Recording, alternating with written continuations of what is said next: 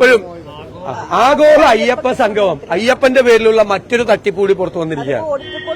മുഖ്യമന്ത്രിയുടെ പടം വെച്ച് കേരളം മുഴുവൻ ഹോർഡിംഗ്സും ബോർഡുകളും വെച്ച ഒരു കേസിൽ ഹൈക്കോടതിയുടെ നിരീക്ഷണത്തിൽ ഹൈക്കോടതി മര്യാദയ്ക്ക് കണക്ക് തരണം എന്ന് പറഞ്ഞ് ഡയറക്ഷൻ കൊടുത്തൊരു കേസിൽ പോലും കൊള്ളയാണ് നടന്നിരിക്കുന്നത്.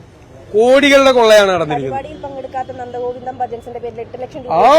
പരിപാടിയിൽ പങ്കെടുക്കാത്ത ആളുകളുടെ പേരിൽ എഴുതി. പണ്ട് കൊല്ലത്ത് CPM-ന്റെ ഒരു കോർപ്പറേഷൻ ഉണ്ടായിരുന്ന സമയത്ത് ഒരു കണക്ക് വന്നപ്പോ ഒരു കുതിരയെ കൊണ്ടുവന്നു ഒരു ഫെസ്റ്റിവലിന്.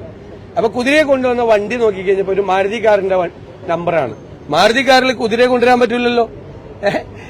മാരുതി ലോക്കൽ ഫണ്ട് ഓഡിറ്റിങ്ങിന് വന്ന വിഷയമാണ്. മാരുതി കാറിൽ കുതിരയെ കൊണ്ടുവന്നു കൊല്ലത്തൊരു ഫെസ്റ്റിവലില്.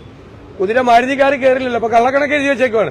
അതുപോലത്തെ മാരുതി കാറിൽ കുതിരയെ കൊണ്ടുവന്നതിന് സമാനമായ നിരവധി കള്ളക്കണക്കുകളാണ് ഈ പറയുന്ന ഈ ഭജൻ സംഘം അവിടെ പരിപാടി നടത്തിയിട്ടില്ല. അവരുടെ പേരിൽ പൈസ എഴുതി മേടിച്ചിരിക്കുക. പിന്നെ എവിടെയാണ് 4000 പേർക്ക് അവിടെ ഭക്ഷണം കൊടുത്ത്? അവിടെ എത്ര പേരുണ്ടായിരുന്നു എന്ന് മാധ്യമങ്ങൾ കണ്ടതല്ലേ? എത്ര പേരുണ്ടായിരുന്നു അവിടെ?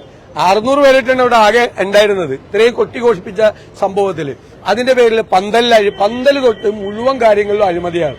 കോടതി നിരീക്ഷണത്തിൽ ഇത്രയും കൊള്ള നടത്താമെങ്കിൽ ഇവര് ശബരിമലയിൽ നിന്ന് എന്തെല്ലാം അടിച്ചു മാറ്റി കാണും.